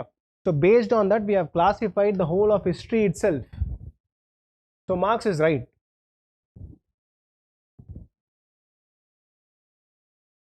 So Marx is arguing that history of man began with the production of material life. So இப்போ இந்த ஸ்டோன் ஏஜ்ன்றது எப்படி ஆரம்பிச்சிருக்கும்? ஸோ த ஃபர்ஸ்ட் டே அவர் வந்து ஒருத்தர் போயிட்டு இருந்திருப்பார், கல் எடுத்து ஆரம்பிச்சிருப்பார். ஸோ அந்த இன்ஸ்டன்ஸ்லேருந்து ஸ்டோன் ஏஜ் ஆரம்பிச்சிருக்கு. புரியுதா உங்களுக்கு? So history of man began with the production of material life. This particular statement is very important. So ஹிஸ்ட்ரின்றது ஆரம்பித்ததே வந்து வித் மெட்டீரியல் லைஃப் எங்கே ப்ரொடியூஸ் ஆனதோ அங்கேருந்து தான் ஹிஸ்ட்ரின்றதே ஆரம்பிச்சிடுச்சு அப்படின்னு வந்து மார்க்ஸ் ஆர்கியூ பண்ணுறாரு. So another very important thing is material life produce பண்ணதுனால men began to distinguish between themselves from animals. So this particular thing is just an additional point. இப்போ ஃபார் எக்ஸாம்பிள் வந்து நிறைய பேர்கிட்ட கேட்பாங்க, இந்த what is the difference between humans and animals, so and so நிறைய பேர் language, sixth sense அப்படி இப்படின்னு என்னென்னமோ சொல்லுவாங்க. ஸோ மார்க்ஸ் என்ன சொல்கிறாருன்னு பார்த்தீங்கன்னா, Marx is saying once when man started producing for himself, he differentiated himself from other animals அப்படின்னு சொல்கிறாரு. ஸோ நம்மளோட மீன்ஸ் ஆஃப் சப்சிஸ்டன்ஸை வந்து நம்மளே கிரியேட் பண்ணிக்கிறோம் இல்லையா? So whereas animals cannot, right? So that is a difference between humans and animals அப்படின்னு Marx சொல்கிறாரு. இந்த செகண்ட் இது என்னென்னா, it started the process of history அப்படின்னு மார்க்ஸை டிக்ளேர் பண்ணுறாரு. புரியுதா உங்களுக்கு? So this is the significant matter, material life எவ்வளோ முக்கியமான ஒரு விஷயம், ஐடியாஸ் கிடையாது. It is the economic system which is more இம்பார்ட்டன்ட்னு ஆர்கியூ பண்ணக்கூடிய பாயிண்ட்ஸ் இதெல்லாமே. Next comes Marx's theory of society.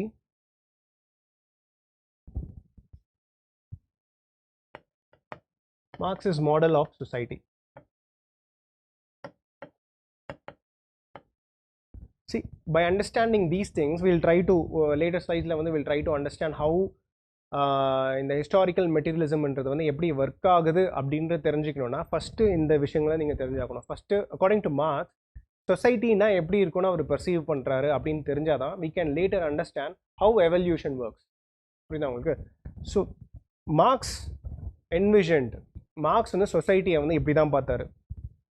எப்படி பார்த்தாரு அப்படின்னு பார்த்தீங்கன்னா, he classified ஒரு சொசைட்டி, ஒரு social structure வந்து he classified into something called as economic infrastructure, sorry, or the socio-economic superstructure. இதில் கீவேர்டு என்னன்னு பார்த்தீங்கன்னா, the infrastructure and superstructure. புரியுதா உங்களுக்கு? yeah. So what do you mean by infrastructure அப்படின்னு பார்த்தீங்கன்னா, ஸோ ஒரு பில்டிங் இருக்கும். see, according to மார்க்ஸ் என்ன சொல்கிறாருன்னா, ஒரு let us assume this is the building. he called this the base as the infrastructure. அதாவது கீழே இருக்கக்கூடிய வெயிட், எல்லாத்தோட வெயிட்டை தாங்கக்கூடியது தான் வந்து இன்ஃப்ராஸ்ட்ரக்சர்னு வந்து மார்க்ஸை கூப்பிடுறாரு. புரியுதா உங்களுக்கு? And whatever lies above the infrastructure, Marx termed it as superstructure. புரியுதா உங்களுக்கு? Okay, now will try to இந்த இன்ஃப்ராஸ்ட்ரக்சர் எப்படி பேர் வந்ததுன்னு நம்ம கவனிப்போம். we'll try to understand how infrastructure came. See, infrared. See, what is infrared? So infrared எதுக்கு இன்ஃப்ராரெட்னு கூப்பிடுறீங்க, எதுக்காக இன்ஃப்ராரெட்னு கூப்பிடுறோம் அப்படின்னு பார்த்தீங்கன்னா, it's nothing but very very simple. So light spectrum உங்களுக்கு தெரியும்னு நினைக்கிறேன். ஸோ இதுதான் வந்து விசிபிள் லைட்டுன்னு சொல்லுவாங்க, விப்ஜிஆர்.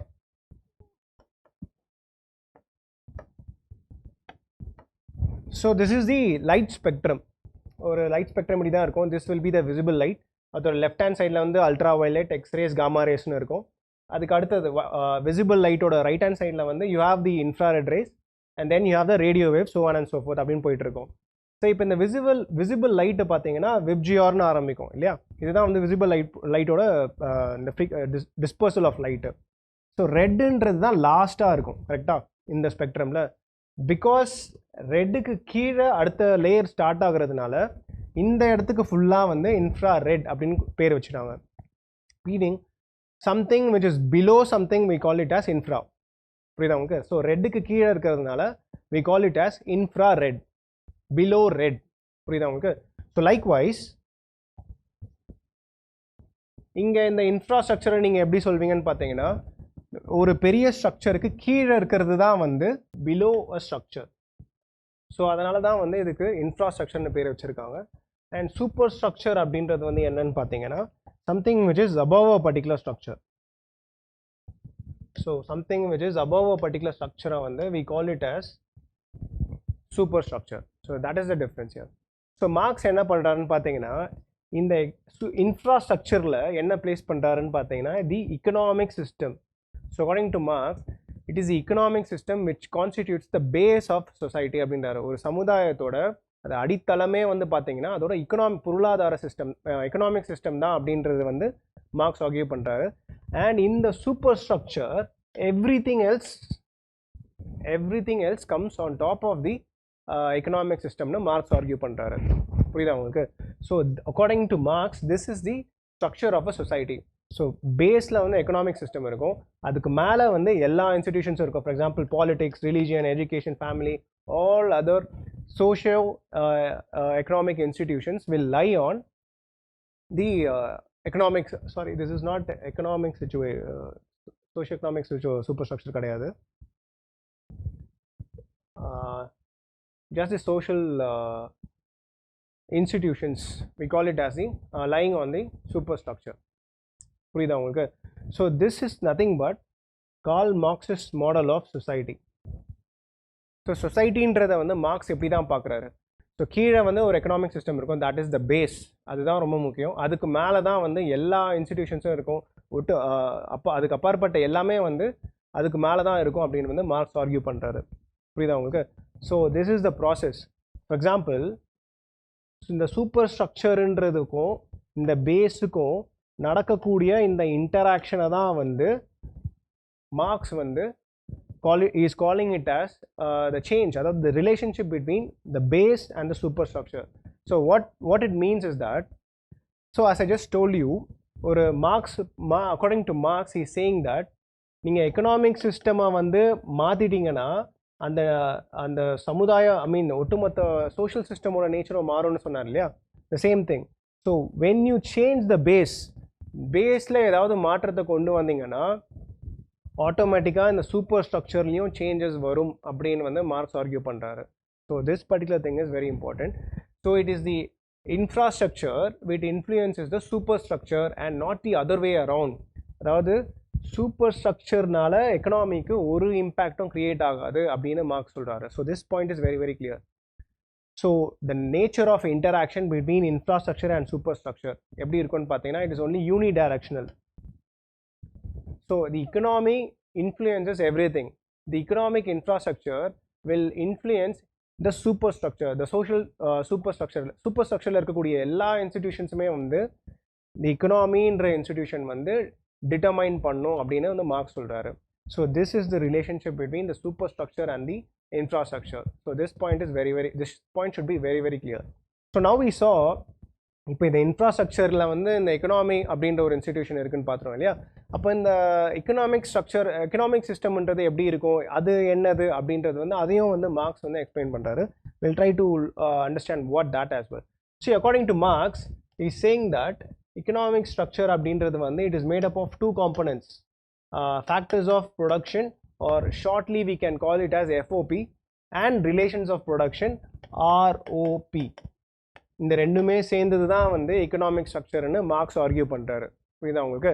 ஸோ இந்த ஃபேக்டர்ஸ் ஆஃப் ப்ரொடக்ஷன் அப்படின்னு என்னென்னு பார்த்தீங்கன்னா, as the name itself suggests, factors of ப்ரொடக்ஷன்னா ஒரு விஷயத்தை தயாரிக்கிறதுக்கு தேவைப்படக்கூடிய எல்லா விஷயங்களுமே வந்து நம்ம ஃபேக்டர்ஸ் ஆஃப் ப்ரொடக்ஷன் சொல்லுவோம். There are commonly 4 factors of production. We know that land, labor, capital, and so on and so forth, entrepreneurship அப்படின்னு இருக்கும் இல்லையா? ஸோ அதெல்லாமே வந்து we can classify it as factors of production according to Marx. Marx வந்து இன்னொன்று அடிஷ்னலாக ஒரு point சொல்கிறாரு. என்னன்னு பார்த்தீங்கன்னா, ஃபேக்டர்ஸ் ஆஃப் ப்ரொடக்ஷன்ன்றது வந்து எப்போவுமே நிலையாக இருந்துகிட்டே இருக்காது, மாறிக்கிட்டே இருக்கும் அப்படின்றதும் ஒரு பாயிண்ட் சொல்கிறாரு. புரியுதா உங்களுக்கு? They continue to develop and expand rapidly அப்படின்னு மார்க்ஸ் சொல்றாரு. ஸோ வாட் இட் மீன்ஸ், இதனால வந்து எப்படி வந்து ஃபேக்டர்ஸ் ஆஃப் ப்ரொடக்ஷன் வந்து மாறிக்கிட்டே இருக்கும்னு பார்த்தீங்கன்னா, இங்கே வந்து மார்க்ஸ் வந்து ஒரு எலிமெண்ட்டை இன்ட்ரடியூஸ் பண்ணுறாரு, which is nothing but the element of technology. So டெக்னாலஜின்றது வந்து என்ன பண்ணணும்னு பார்த்தீங்கன்னா, இந்த 4 ஃபேக்டர்ஸ் ஆஃப் ப்ரொடக்ஷனை வந்து it will try to make it more advanced. புரியுதா உங்களுக்கு? So technology will help the factors of production to get to evolve or to change rapidly. So that is also another argument of Marx. In the relations of productions அப்படின்னு என்னன்னு பார்த்தீங்கன்னா, there is relations of production என்னன்னு பார்த்தீங்கன்னா, இந்த factors of ப்ரொடக்ஷனுக்கும் ஒட்டுமொத்த சொசைட்டிக்கும் இருக்கக்கூடிய relationship என்ன அப்படின்றது தான் வந்து the relations of production. Meaning, so இப்போ இங்கே எஃப்ஓபின்னு ஒன்று இருக்குது. So this is the FOP, factors of production இருக்குது. So now we have the rest of the society. இப்போ சொசைட்டியில் வந்து நிறைய குரூப்ஸ் இருக்காங்க, நிறைய செக்ஷன்ஸ் ஆஃப் பீப்புள் இருக்கிறாங்க. ஸோ இந்த ஒரு செக்ஷனுக்கும் இந்த எஃப்ஓபியோட என்ன தொடர்பு இருக்குது அப்படின்றது தான் வந்து ரிலேஷன்ஸ் ஆஃப் ப்ரொடக்ஷன். புரியுதா உங்களுக்கு? ஸோ அக்கார்டிங் டு மார்க்ஸ் என்ன சொல்கிறாருன்னு பார்த்தீங்கன்னா, இது வந்து நிறைய செக்ஷன்ஸ்லாம் கிடையாது. According to Marx there are only 2 sections. ஒன்று வந்து இந்த haves and the have nots அப்படின்றாரு. Is calling it as the proletariats and the bourgeois. புரியுதா உங்களுக்கு? So factors of production on the basis of the relationship with factors of production, Marx is classifying society into 2 distinct categories, which is nothing but the first one is the capitalist or the bourgeois class, and the second one is the laborer or the proletariat class. புரியுதா உங்களுக்கு? So இந்த பேசிஸில் தான் வந்து ஒட்டுமொத்த சமுதாயத்தை வந்து ரெண்டாக பிரிக்கிறாரு. So this is very very important. So again I'll just make a quick recap. So this is Marx's model of society. According to Marx, society is composed of ஒரு இன்ஃப்ராஸ்ட்ரக்சர்னு ஒன்று இருக்கும், அது மேலே இருக்கக்கூடிய சூப்பர் ஸ்ட்ரக்சர்னு ஒன்று இருக்கும் அப்படின்னு மார்க்ஸ் சொல்கிறாரு. இன்ஃப்ராஸ்ட்ரக்சரில் என்ன இருக்குன்னு பார்த்தீங்கன்னா, அது இக்கனாமிக் சிஸ்டம் இருக்குன்னு சொல்கிறாரு. அதுக்கு மேலே சூப்பர் ஸ்ட்ரக்சரில் every other social institution will be there அப்படின்னு சொல்கிறாரு. ஸோ இந்த 2 பேருக்கும் நடக்கக்கூடிய இன்ட்ராக்ஷன் எப்படி இருக்குன்னு பார்த்தீங்கன்னா, மியூச்சுவலாக இருக்குமா அப்படின்னு பார்த்தீங்கன்னா கிடையாது. It is uni directional. Meaning, it is the economic institution which will try to determine everything, which will determine the superstructure. So superstructureக்கு வேலையே கிடையாது. எக்கனாமி என்ன சொல்லுதோ, எக்கனாமிக் ஸ்ட்ரக்சர் என்ன சொல்லுதோ அதுபடி தான் வந்து அதை மாற்றிக்கும், சூப்பர் ஸ்ட்ரக்சரை மாற்றிக்கும் அப்படின்றது வந்து மார்க்ஸோட ஆர்கியூமெண்ட். ஸோ இந்த எக்கனாமிக் ஸ்ட்ரக்சர்ன்றது என்ன அப்படின்னு பார்த்தீங்கன்னா, it is made up of 2 things, factors of production FOP and relations of production ROP. இந்த ரெண்டுமே கலந்தது தான் வந்து எக்கனாமிக் ஸ்ட்ரக்சர்னு மார்க்ஸ் ஆர்கியூ பண்ணுறாரு. ஸோ இந்த 2 காம்பனன்ட்ஸ்க்கும் இருக்கக்கூடிய இன்ட்ராக்ஷனை வச்சு மார்க்ஸ் என்ன பண்ணுறாருன்னா, சொசைட்டியை வந்து is saying that it is made up is classifying society into 2 distinct groups, which is the capitalist class and the proletariat class, the bourgeois class and the proletariat class. Now we are actually going to enter the actual theory part. இதுதான் வந்து historical materialism ஓட crux அப்படின்றது வந்து இந்த aspect தான். So we'll try to understand it.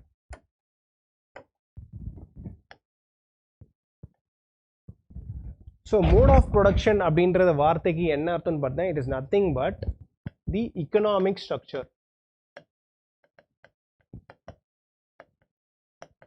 So to put things into perspective, கொஞ்சம் நல்லா க்ளீனாக கிளாரிஃபை பண்ணோன்னு பார்த்தீங்கன்னா, மார்க்சியன் தியரியில் matter, material life,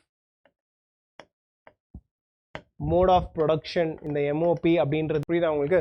so whatever it is இந்த mode of production, matter or material life, இது எல்லாமே எதை டினோட் பண்ணுதுன்னு பார்த்தீங்கன்னா, it is denoting the economic structure. ஒரு காம்பனன்ட் ஆஃப் தி எக்கனாமிக் ஸ்ட்ரக்சரை டினோட் பண்ணுது. But in reality it is as a whole it is denoting the economic structure or system. So Marx என்ன பண்ணுறாருன்னு பார்த்தீங்கன்னா, on the basis of mode of production or the economic system or the nature of economic system, he is classifying history into 4 stages. 4 ஸ்டேஜாக பிரிக்கிறாரு. புரியுதா உங்களுக்கு? So because நான் என்ன சொல்லிட்டு இருந்தேன், Marx was also influence by evolutionary perspective இல்லையா? So evolutionary பெர்ஸ்பெக்டிவ்ன்றது எங்கே தெரியுதுன்னு பார்த்தீங்கன்னா, இங்கே உங்களால் அண்டர்ஸ்டாண்ட் பண்ணிக்க முடியும். ஸோ மார்க்ஸ் என்ன பண்ணுறாரு, on the basis of mode of production or the economic structure or economic system, he is classifying history into 4 stages. And the 4 stages என்னென்ன அப்படின்னு பார்த்தீங்கன்னா he is calling the first stage as the stage of primitive communism. அடுத்தது பார்த்தீங்கன்னா stage of slave society, அடுத்தது வந்து feudalism, and the last stage is capitalism அப்படின்னு 4 stages of history வந்து classify பண்றாரு marks. On what basis? On the basis of mode of production. புரியுதா உங்களுக்கு? So Marx வந்து இந்த ஸ்டேஜஸ் ஹிஸ்ட்ரின்றது வந்து இந்த ஸ்டேஜஸில் தான் இருக்குது அப்படின்றது வந்து கிளியராக சொல்லிட்டாரு. Okay fine. But is also trying to answer how this இந்த ஸ்டெப் பை ஸ்டெப்பாக எப்படி வந்தது, இந்த எவல்யூஷன் எப்படி நடந்ததுன்றது, இந்த ப்ராக்ரஸ் எப்படி நடந்ததுன்றதும் வந்து Marx is taking the time to explain it. For example, how primitive கம்யூனிசம்லேருந்து எப்படி ஸ்லேவ் சொசைட்டிக்கு வந்தோம், ஸ்லேவ் சொசைட்டிலேருந்து எப்படி ஃபியூடல் சொசைட்டியாக மாறணும், ஃபியூடல் சொசைட்டிலேருந்து எப்படி கேபிட்டலிஸ்ட் சொசைட்டியாக மாறணும் அப்படின்றதுக்கான எக்ஸ்ப்ளனேஷனையும் வந்து மார்க்ஸ் ப்ரொவைட் பண்ணுறாரு. So that will try to understand. So basically mode of production அப்படின்றது வந்து you just have to understand that Marx is classifying history into 4 stages on the basis of mode of production. This point is very clear. இப்போ நான் ஏன் இதில் வந்து ரொம்ப டெப்த்தாக போகலன்னு பார்த்தீங்கன்னா, we are trying to understand the concept of historical materialism. மார்க்ஸோட இன்னொரு concept தான் வந்து மோட் ஆஃப் ப்ரொடக்ஷன். அதை நம்ம டீட்டெயில்டாக பார்க்கும்போது we will be spending more time on this particular area. So as of now we'll try to understand the evolution part எப்படி வந்து மாறுதுன்றதில் focus பண்ணுவோம், ரேதர் தேன் இதில் என்ன இருக்குது இதில் என்ன இருக்குன்னு ஒரு ஏரியா ஒரு ஸ்டேஜ் ஆஃப் ஹிஸ்ட்ரிலையும் என்ன டீட்டெயில்டாக இருக்குன்னு பார்க்குறத விட, for this particular topic we will be trying to focus only on the transition or the progress from one stage to another. புரியுதா? Yeah, so Marx's theory, this particular slide will, this is the crux of Marxian theory. In the historical materialism ன்றது வந்து எப்படி நடக்குதுன்னு பார்த்தீங்கன்னா, the relationship between mode of production and the dialectical process.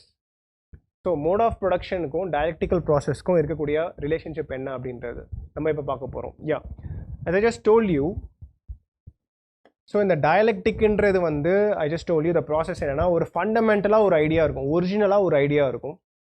அந்த ஐடியாவுக்கு வந்து ஒவ்வொரு period of time ஒரு counter idea develop ஆகும். கரெக்டாக? ஸோ இந்த கவுண்டர் ஐடியாவும் இந்த ஐடியாவும் மிக்ஸ் ஆகிட்டு they will create another new idea, and over a period of time again for this particular new idea again there will be a counter idea அப்படின்னு நம்ம argue பண்ணிட்டோம். So the process keeps on going. So this is the process of dialectics, this we no.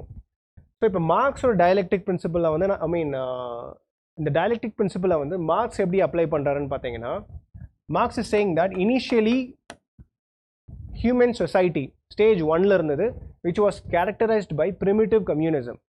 புரியுதா உங்களுக்கு? So இந்த primitive கம்யூனிசம்ன்ற ஸ்டேஜில் வந்து there was no private property at all. அதாவது வந்து எல்லாருமே சொந்தம், தனியாக வந்து ப்ரைவேட் ப்ராப்பர்ட்டின்றது வந்து யாருக்கும் வச்சுக்கணுன்னு வந்து அவசியம் இல்லை, இருந்ததும் கிடையாது. So eventually from primitive communism, we came to another system called the slave society. புரியுதா உங்களுக்கு? இங்கே இந்த ஸ்லேவ் சொசைட்டி நம்ம எதை மென்ஷன் பண்ணுறோன்னு பார்த்தீங்கன்னா, இந்த பெட்ரிஷியன்ஸ் அப்படின்றதுன்னு பார்த்தீங்கன்னா they constitute the upper class, and the plebeiansன்றது வந்து lower class. ஸோ இவங்க யார் அப்படின்னு பார்த்தீங்கன்னா, இது வந்து ஏன்ஷியன்ட் ரோமில் இருக்கக்கூடிய கிளாசிஃபிகேஷன். ஸோ ரோமில் வந்து the upper class were called as the patricians and the lower class were called the plebeians. புரியுதா உங்களுக்கு? So according to Marx, primitive கம்யூனிசம்லேருந்து ஸ்லேவ் சொசைட்டிக்கே வந்தது, அண்ட் ஸ்லேவ் சொசைட்டியிலேருந்து we came to the feudal era. We came to the feudal era, and from the feudal era we progress to the capitalist era. So capitalist society ki maranum.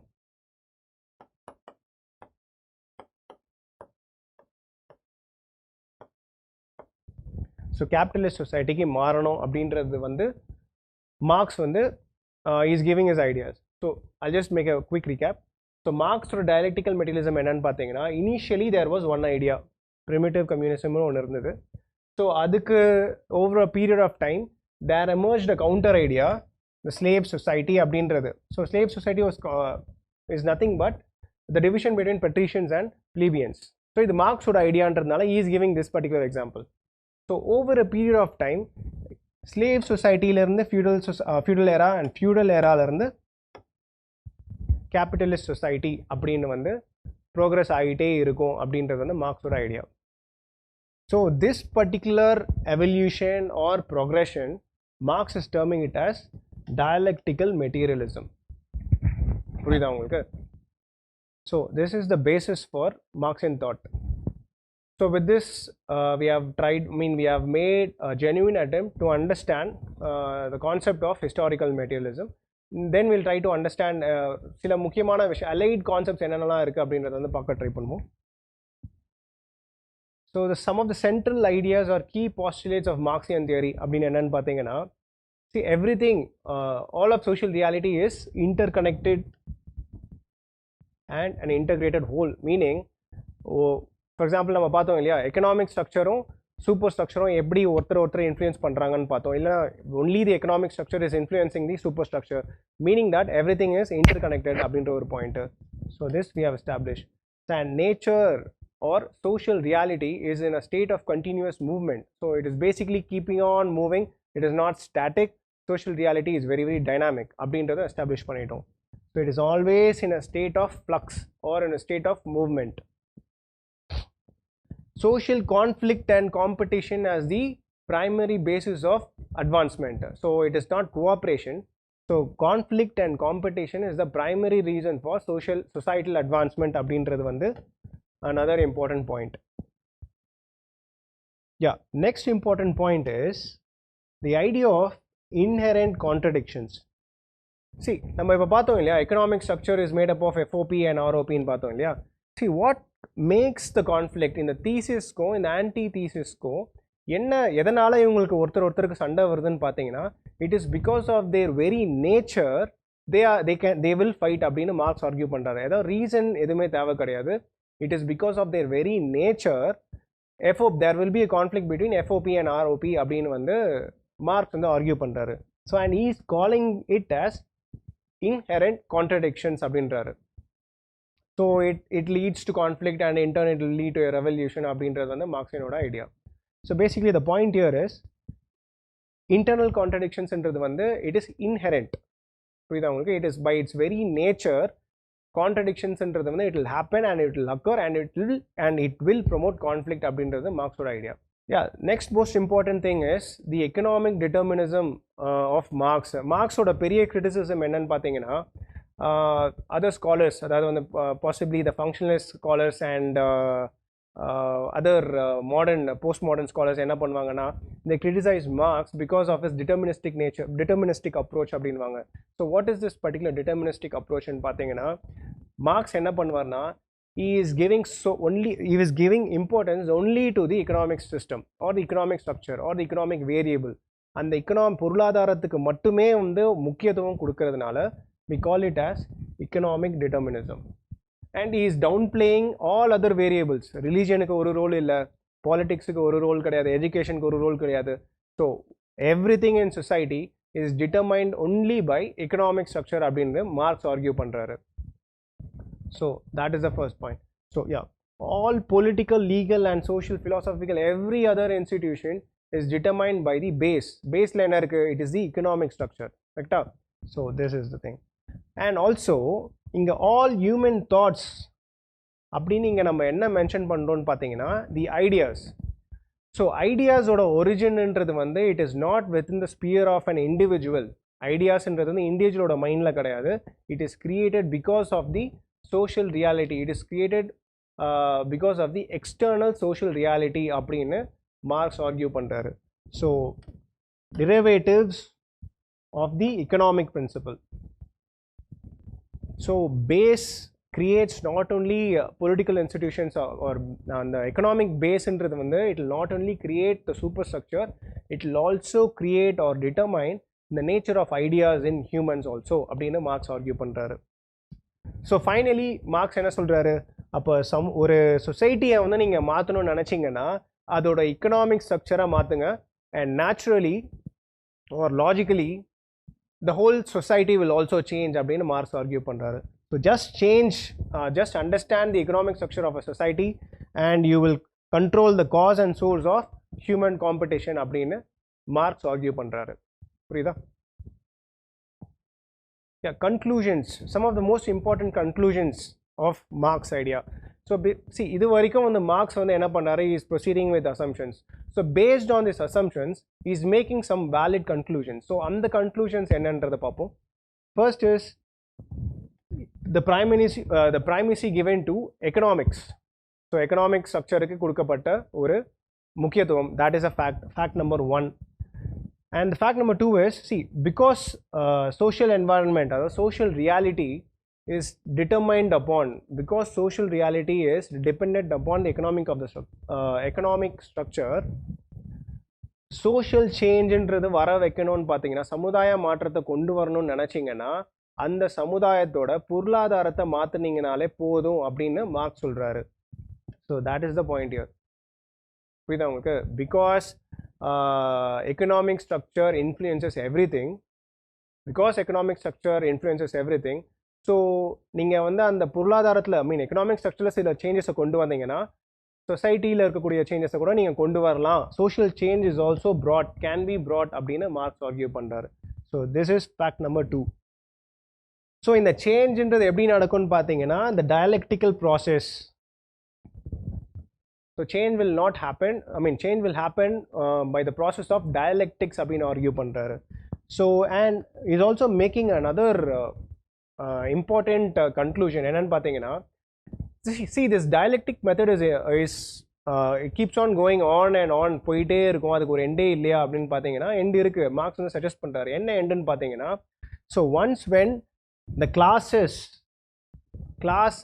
system அப்படின்றத வந்து abolish பண்ணிட்டீங்கன்னா the dialectic process என்றது வந்து நேச்சுரலாகவே it will come to an end அப்படின்னு Marx argue பண்ணுறாரு. புரியுதா உங்களுக்கு? So how do you bring about the abolition of classes? Class சிஸ்டமை வந்து எப்படி உங்களால் அபாலிஷ் பண்ண முடியும்னா, he himself is giving certain solutions. அந்த சொல்யூஷன் என்னன்னு பார்த்தீங்கன்னா, by removing structures that nurture class divisions. So class பிரிவினைகளை தூண்டுவிக்கிற சில இன்ஸ்டிடியூஷன்ஸை நீங்கள் என்ன பண்ணணும், கிராஜுவலாக வந்து நீங்கள் அதை வந்து இராடிகேட் பண்ணணும். அப்படி பண்ணால் தான் கிளாஸஸ் அபாலிஷ் ஆகும். Once classes is abolished, then the dialectical process will cease to exist and social changeன்றது வந்து நடக்காது அப்படின்றது. ஸோ இந்த சோஷியல் சேஞ்சுன்றது வந்து இதுக்கும் முடிஞ்சிடும் அப்படின்றது வந்து மார்க்ஸோட தாட். புரியுதாங்க? This is the fundamental idea of Marx. So I believe இதுதான் வந்து மார்க்ஸ் ஹிஸ்டாரிக்கல் மெட்டீரியலிசம் அப்படின்னு சொன்னீங்கன்னா நீங்கள் இந்தந்த டைமென்ஷன்ஸ்னா நீங்கள் வந்து டிஸ்கஸ் பண்ணியே ஆகணும். And we also have another unit in historical materialism, associated concept என்னன்னு பார்த்தீங்கன்னா mode of production. See, mode of production சொல்லும் போது அந்த 4 stages இருக்கு இல்லையா, 4 stages of history இருக்கு இல்லையா, we have to give more importance to only for that particular aspect. So historical materialism சொல்லும் போது you have to trace the history and the process, not அந்த mode of production என்றதை மட்டும் டெப்த்தாக போகக்கூடாது.